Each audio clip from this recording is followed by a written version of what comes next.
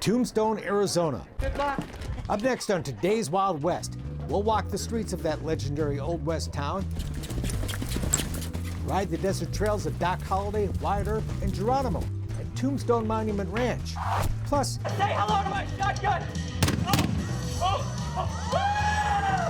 a tour of the Tucson movie studio where John Wayne and other stars made so many of their classic Western movies. Today's Wild West, up next. The Wild West. It's still out there. We'll show you how to find it. This is today's Wild West.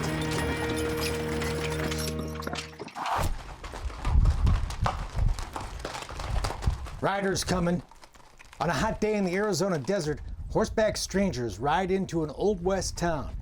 They tie up their mounts. Then spurs jingle as boots clomp on the wooden sidewalk as the strangers head for the saloon. Push through the swinging doors. How about a cold round, you guys? Pull up a seat at the big bar and order up a cold one. Looks like a scene out of the 1800s, or maybe some Western movie. But this is real life in the 21st century. Just another fun day at Tombstone Monument Ranch. The only bar in the middle of the desert for miles. This most unique member of the Dude Ranchers Association is laid out to look just like a town out of the Old West. But behind the doors of what appears to be the mining office, Miss Kitty's bordello, or Doc Holliday's dentist chair, are state-of-the-art rooms, decorated in an 1880s flair. We live in the newspaper. Jürgen von Wolf and his wife Karen were here from Germany on a springtime visit to the ranch, their 7th in just 5 years, with plans for 2 more trips by the end of the year. It's the people, it's the scenery, it's the surroundings, it's the horses, it's the personnel. A lot of people ask us, isn't it boring coming over to the same place? And I say, no, because we like horseback riding. We like the area, we like to go out, and that's it, we love it. The couple have been to a dozen Dude Ranches over the years, but this place is like no other. Coming out here is something for my wife and me to come back home. The horseback riding is what keeps them coming back on trails that explore some 30,000 acres of pristine Arizona desert. Whether it's a gentle walking ride, or my favorite, those fast lopes offered for experienced riders, most every horseback trek begins with a ride down Main Street, past the authentic-looking buildings and the family-friendly Trapman Saloon. The Old West ambiance is really cool. The ranch is built on the site of the historic Trapman Ranch, which once included the stagecoach stop where history tells us Doc Holliday boarded the stage when he left Tombstone for good. So anyway, there's a lot of history right here around this ranch. When you're walking around, you'll feel it, and it's just like walking the streets of Tombstone. That famous town is just 2 miles away. We'll take you for a visit in just a bit. But even closer stands the namesake of Tombstone Monument Ranch, the 25-foot tall stone monument to Tombstone founder Ed Shefflin. The Apaches ruled this country when the prospector came here looking for gold. Friends warned all he'd find in the desert would be his own tombstone. And he came close one day when he hid out from an Apache war party in some rocks where that monument now stands, which you can visit on a trail ride. But when Shefflin discovered the silver strike that made him rich, he had the last laugh, naming his new town Tombstone, which would prove to be a fitting name. Here lies George Johnson, hanged by mistake, 1882. He was right, we was wrong, but we strung him up, and now he's gone. The historic Boot Hill Cemetery on the edge of Tombstone, a must-see, gives an indication of the often violent endings of the short lives of those who lived the Wild West. Boot Hill's most famous graves are those of the 3 men on the losing side of the gunfight at the OK Corral, that most legendary of all Old West showdowns, where members of the Clanton gang shot it out with Wyatt Earp, his brothers Virgil and Morgan, and the deadly dentist known as Doc Holliday. But not everybody thinks the Earps were the good guys. If they'd have came back to Tombstone, they would have been tried, convicted, and hung for murder, because a lot of those cowboys were innocent, and the Earps just killed them anyway. Arizona Bill shared his views on Tombstone's past during the fascinating history tour he hosts for Tombstone Monument Ranch. Bill takes you to the old courtroom where killers were sentenced and the gallows outside where that grim sentence was carried out in the courtyard. The courthouse itself is filled with authentic memorabilia and displays telling the story of Wyatt Earp, Ed Shefflin, and other residents of this wide-open town. There was 180 licensed saloons in the 1800s here in Tombstone. 3,500 licensed prostitutes. Lady of Sport. We met a lady of sport, a reenactor of course, outside the very authentic Birdcage Theater, where you can see Doc Holliday's faro table, the horse-drawn hearse kept busy on trips to Boot Hill, and whose walls and ceiling are punctured with hundreds of bullet holes. Known as the town Too Tough to Die, all of Tombstone looks much like it did when Wyatt and Doc walked the wooden sidewalks here. Even visiting members of the U.S. Army admire the grit it must have taken to survive here back in the day. Pretty impressive. Just the history of it. As we were driving out, we were just wondering back, in those days of the cowboys, of how they crossed the lands through here, is the way it is laid out. It's just amazing. Yeah. How would you navigate from point A to point B? They didn't have Siri or a GPS back then. We met those soldiers outside the Gunfighter Hall of Fame, where you can see the weapons owned by Doc Holliday, the Dalton Gang, and other Western legends. Big Nose Kate's is among the popular historic saloons, where you can also book a private tour of the town. You get the real history, you find out which buildings are authentic from the 1800s, you find out where the gunfight happened and why it happened. I do the real version, not Hollywood. Last gunfight show of the day, right inside the Gunfight Palace. Gunfights are always a big draw, but there's none more popular than the one everyone comes here to see, the reenactment of the gunfight at the OK Corral. But the Earps and Doc Holliday are happy to pose for a picture before they bravely stride off to face down the Clanton Gang. As cool as it is, Tombstone is only the best known part of this area's rich frontier history, and there may be no one who has more fun showing it off than Arizona Bill. The satisfaction of showing someone something that they don't know is, you can't buy that. Touring the desert outside Tombstone with Arizona Bill is fascinating. There are all kinds of abandoned mining claims and the ruins of old ghost towns like here in Cortland, once a thriving mining community. We also saw the site of the ghost town of Pierce and Gleason with its long abandoned mercantile, the ruins of an old hospital, and the jail tree. They didn't have a jail here. So the constable would handcuff the prisoner, one cuff on his arm, the other cuff on this cable. Rain, shine, sleet, or snow, he was chained to this jail tree. Driving through the desert, you can see the signs of many a mining claim. People still come out here to prospect for gold, and some even find it. A lot of you northern people come out here, spend the winter, and they prospect all winter long. Most of the time, they'll find enough gold or whatever to justify the cost of their trip. That's right. Yeah. I can tell. Back at the ranch that night, the hunt for gold continues at the poker table. Looks like Wyatt Earp himself is dealing the cards for a friendly play money game of Texas Hold'em, with instructions included. Well, this is Wyatt Earp. As far as teaching Texas Hold'em, I'm not sure anybody's learning, but so far we're having fun. One pair, two pair. Rookie gambler Elsa was having a good run of beginner's luck. Nice. Cleaning up on this night, a great way to wind up what had been a very fun day. Yeah, you're playing. Just a Oh. Yeah. But there's more to come in the morning. It's a place where a lot of history has happened here, good and bad. As we explore the Apache history of this country on a trip to Geronimo's Cochise Stronghold. We'll be right back. Sunrise at Tombstone Monument Ranch. Horses quietly come to life in the corral as the warm rays of the sun light up the old frontier-style buildings and the historic monument in the desert. Soothing moments. One of the things I just love about Tombstone Monument Ranch is the peace and quiet. Love the horses, and it's great fun to experience the Old West, but it's also good for your soul to escape the madness out there for just a bit and enjoy the stillness of the desert.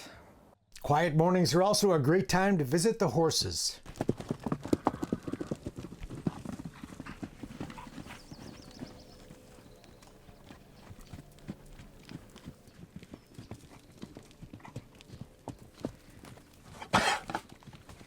Later, there'd be breakfast around the chuck wagon campfire with Arizona Bill. Thank you. All right, we ready? Give him a good kick and follow me. And the day's first ride. It feels like we're staying on a movie set. Steve and Katina McGrath are here from Connecticut and having a blast horseback in the desert. Oh, having a great time. This is just wonderful. You get the whole Western experience.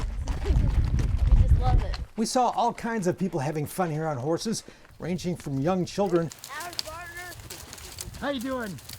to a new friend who was still riding at the age of 94. Hope you do it 104. The ranch has no weight limit for riders, which is why Wrangler Regina was getting new arrival Bravo ready for some of the ranch's bigger clientele. Yes, that's a large critter, isn't he? He is. But he's very gentle. But this is also the place to come for those who are serious about riding. Fast rides are offered here for those who can pass the fast ride test, and the ranch offers lessons for newcomers who want to join that fun. It is cool to lope through the desert on the same trails where Wyatt, Doc, and the Apaches once rode. There's all kinds of terrain and lots to see, like an old abandoned railroad trestle, not far from the mystical petroglyphs left behind by the ancient peoples who once lived in this country. It's a place where a lot of history has happened here, good and bad. The ranch can connect you with a Yaqui Indian known as Charlie One Horse, who offers a tour of the rich Native American history of this land, focusing on the rugged area known as Cochise Stronghold. What happened on Signal Hill there? That's where Cochise rode his horse up and put a pole with a white flag on it when he made peace with the whites. Even today, it takes some effort to get to this place, where the Apache chief Cochise and his followers held off the invading Mexicans, Anglos, and U.S. soldiers for years. So we're going to walk in here. Geronimo was here as well. That's where he used to sleep, in there. He had a vision that he would never get killed by a bullet. You know, that a bullet would never kill him. And it was true. This is where peace talks were conducted in hopes of ending the bitter fighting that claimed so many lives on both sides. Different generals would come, and they wanted Cochise and his tribe to leave this area. And Cochise stood firm with the fact that he wanted to be here. This is his land. This is his homeland. This is where he wanted to be, and his people, with his people. The Cochise Stronghold gave the Apaches the ability to see their enemies coming from miles away, even days. It's pretty cool today to be able to walk around where Cochise and Geronimo once stood, not to mention the amazing views. This area was sacred ground to Native peoples long before anyone ever heard of the United States. Inside rock shelters where the Apache sought refuge from harsh weather, there are more petroglyphs that may be thousands of years old. Mysterious symbols of snakes, lightning, ant people, and a supernova that flashed in the sky here 1,500 years ago. One of the talks that we had with elders was some believed it was a supernova, other people believe it was like a UFO. We believe we're children of the stars, and that we come from the stars and we will go back to the stars. Charlie also showed us the grinding stones where Native people prepared their foods and gave us a taste of what they ate. His lunchtime snacks included corn nuts, the root of the yucca plant, which natives pronounce as yucca, and even prickly pear. Prickly pear, you taste it? It's very good. Charlie's captivating excursion into Native American culture even included an ancient blessing song, a 2,000-year-old call to live in love, beauty, and harmony. High windy, high windy. This is a very powerful place. There's people that come, and these Apaches told us one time that people hear flute playing, somebody playing a flute. But they look around, they don't see anybody. The Apaches call them the invisible people. They're the caretakers of this area. There's just so much more than just what you see. It runs really deep. Later that day, we'd be back at the ranch and back in the saddle. Or maybe at the archery range, getting a lesson on the bow and arrow. Aha, look at that. I'm getting close to the target. Actually, this is very fun. I'm glad I did this. And even after the sun goes down, there was still more fun in store at the saloon. And the table's good, place your bets. Where a good-natured pistol-packing dealer named Grumpy was presiding over a fake money, kid-friendly game, a faro. Kennedy, we win. Good job. Okay? Quite a place, this Tombstone Monument Ranch. A place really like no other. A historic retreat that features the best of the modern world, a soothing break from all of its hassles, Some truly unique opportunities to step back into the past. And perhaps best of all kinds of great horseback riding for people of every ability level. No wonder people like our German friends come back time and again. I think I'll have to join them. Coming up, we'll visit the Tucson studio where John Wayne Westerns were filmed. Oh my God, that's what you're doing! But first, saving a historic Western racetrack from the wrecking ball. It's a quiet Wednesday morning at Tucson's historic Rillito Park Race Track. The stands that were packed over the weekend with thousands of cheering fans are empty. Just a handful of jockeys and trainers are at work, exercising horses on the track. It's a beautiful sight, especially to Rillito General Manager Mike Weiss. My favorite time is right now. I come out every morning. We don't have a lot of action this early for myself, but I come out every morning and stand right here and watch the horses just go around. But this picturesque track would be history, if not for a group of determined Tucson businessmen who saved the birthplace of American quarter horse racing from the wrecking ball. Well, it was a historical jewel that had just been neglected, and so a bunch of us got together and started a foundation and raised funds and monies to restore it. First opened in 1943, Rillito Park was built by J. Rukin Jelks. Jelks had left his family's Arkansas farm to seek relief in the dry desert from tuberculosis, which also afflicted a friend by the name of Melvin Haskell. You know, on the weekends, the only fun was to have one cowboy run his quarter horse against another cowboy's quarter horse. And the horses lacked what's called last, and they just couldn't get that last distance for the quarter mile. So they had the smart idea of importing thoroughbred studs from Kentucky and started crossbreeding the thoroughbred stallions with the quarter horse dams. And within 3 years, every world champion quarter horse came from Tucson. Famous horses, Pig and String, Hard Twist. I mean, it's a litany of the history of Hall of Fame horses for the American Quarter Horse Association. The horses were so fast, the track pioneered the photo finish, still in use today. The American Quarter Horse Association recognized the historic significance of Rillito when it dedicated a historical marker at the track back in 1996. But over the years, Rillito deteriorated to the point where there were serious proposals to demolish the aging facility and replace it with soccer fields. That's when Jay and his partners stepped in. The real reason that I got involved was because of a former life. I was a preservationist architect and got involved with it that way. Through our families, we've been involved in thoroughbred racing for a long time, so it just had all of the particulars, the location of the track, and so it was something that was not being stewarded properly. Wells' enthusiasm for saving the track was contagious. White Stallion Dude Ranch owner Russell True was among the Tucson business leaders who signed on to help. Well, I wanted to get involved because I believed in the vision. I've watched this area, Tucson in southern Arizona, an area with almost unparalleled southwestern history, abandon it, neglect it, and ignore it for too long. I'm in the tourism business. We have so much to offer and we keep forgetting that. And here was the birthplace of quarter horse racing. Here was a historic facility with all kinds of stories wrapped around it, and we were going to leave it. We were going to put soccer fields in its place. I'm all for soccer, but there's all kinds of places to put soccer. You don't have to destroy history to do that. And in our vision, you can have a bit of both. So when I heard the story and I saw the opportunity and the way forward, I was lucky to be brought in to be part of it. As the effort to save Rillito gained momentum, money, and political support from the county, it became clear a horse racing pro was critical to run the day-to-day operations. Veteran track manager Mike Weiss was lured from Florida to take the reins. I have a feeling inside for these old tracks and these small tracks. I really do believe in the minor leagues to keep the sport going, and I do look at this as a sport. You know, we have 110-pound athletes during a 1,200-pound athlete going 35 miles an hour, and I just love that.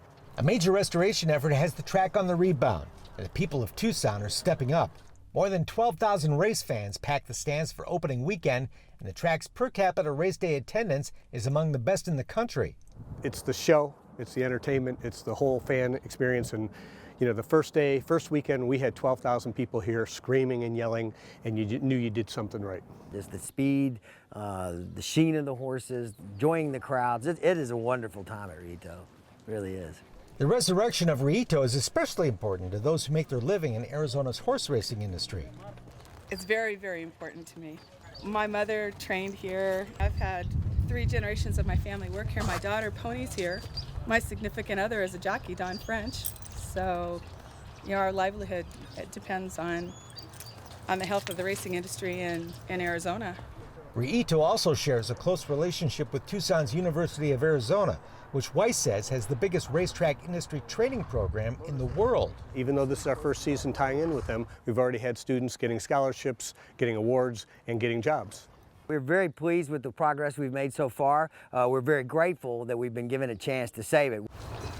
She looks good. Yeah. The foundation's lease on the property has been extended. More work is planned to revitalize the facility, and Mike Weiss will have plenty more chances to savor his morning coffee while watching those beautiful horses go by on the track. Stuff that we had to do to get it started is behind us, and just a lot of dreams to move forward because I see a great future here. I see a diamond in the rough. Next stop on today's Wild West, Old Tucson, where many a favorite Western was filmed. It's so fun and amazing. They have gunfight shows, but no one gets hurt. Welcome to Old Tucson. It's magical. I'm 11 years old mentally. What do you think? You walk through here. Tucson, Arizona's movie studio and theme park that's been putting the Old West on the silver screen since 1939, when William Holden and Jean Arthur came here to film the movie Arizona. Members of the local Papago Indian tribe helped to make more than 350,000 adobe bricks used to recreate the Tucson of the 1860s, with more than 50 buildings, many of which still stand today. In the years that followed, Old Tucson became one of Hollywood's top Western locations, and today you can stand right where the stars did when they made those classic films. John Wayne got shot in the leg. He came across the bridge. He was standing right here. John Wayne, Jimmy Stewart, Paul Newman, Clint Eastwood, just a few of the stars who've worked here. Anyone here remember who played the Indian chief in that movie? And the tour guides are as thrilled as anyone else to walk in their footsteps. 69, early 70, John Wayne made his final film for Old Tucson, Rio Lobo, another gunfight that happened once again right behind that building. I have a passion for Western movies, you know, and all the characters that worked out here, all the famous people. I never dreamed I'd get to walk up and down the same streets that Randolph Scott and Audie Murphy did, you know, so it's a lot of fun. We're gonna get over this way, folks. More than 300 movies and TV shows have been shot here. The last scene in Tombstone, Kurt Russell and Dana Delaney danced in the snow at night. They shot that scene right over here. It was 92 degrees, and they were dancing on plastic snow when they shot that scene. Old Tucson was home base for the High Chaparral TV show of the 1960s. That's the main ranch house used in the show. And towering above it is Golden Gate Peak. That is very recognizable. You'll see it in over 350 productions. One more movie I'll mention is a movie called Cannonball Run 2. If you remember this movie, at the end they're at a hotel having a big fight. Look real close, folks. You're looking right at Golden Gate Mountain in the background. All they did was cover up the mission, made it look like a hotel. And the studio's train, the Reno, is a real locomotive from 1872. Its passengers once included Presidents Ulysses S. Grant and Teddy Roosevelt. What's known as the most photographed locomotive in American history has starred in about 100 movies and TV shows. It's been in movies like The Life and Times of Judge Roy Bean, The Gambler, Posse, Tombstone, Joe Kidd. Right there is where Kurt Russell got off the train station in the great movie Tombstone, and right out here is where he killed Frank Stillwell. Back in the 30s and 40s, this designed a train. Today you can take an excursion train on a loop around the Old Tucson property. On the street, there's lots of entertainment. I'm one of the actors out here, so we do about 5 different shows every day. I want to talk about saloons in the Old West. And you can actually learn about the real Old West during your visit, like this fun history lesson on that frontier institution, the saloon. I gotta tell you, there was an outlaw, a guy named Bob Younger, hung around with a kid named Jesse James. And he said, we're rough men with rough ways. And you couple that with alcohol and firearms, and I'll tell you what, there was usually a little bit of excitement in saloons. Cass! Get back here!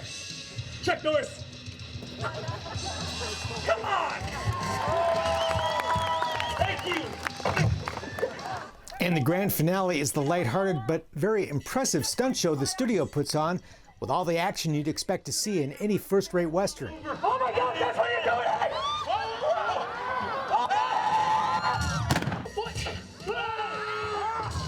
Say hello to my shotgun!